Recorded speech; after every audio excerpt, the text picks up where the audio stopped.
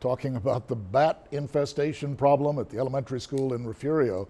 Last week, you remember, administrators thought they had the problem under control. They discovered otherwise, though, so the campus is closed once again.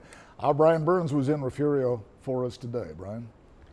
Well, Joe, the elementary school was closed last Tuesday, and the district thought they'd gotten rid of the pests, but they were spotted around the school over the weekend once again.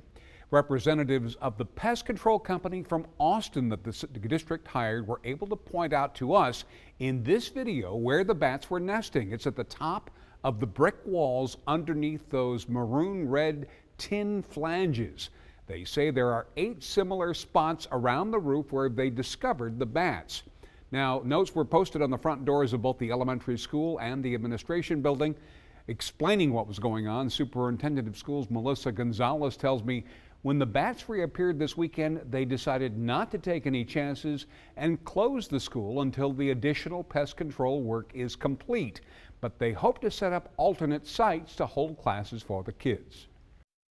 The minute that we come up with a plan, we will let parents know. Of course, we know that this has been a tremendous inconvenience to them.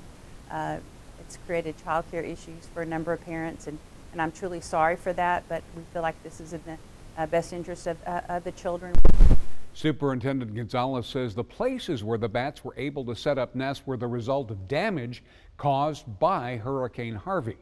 Gonzalez hopes to let parents know when and where they can bring their children for classes as soon as possible. Joe? That would be helpful, I'm sure. Thanks, Brian.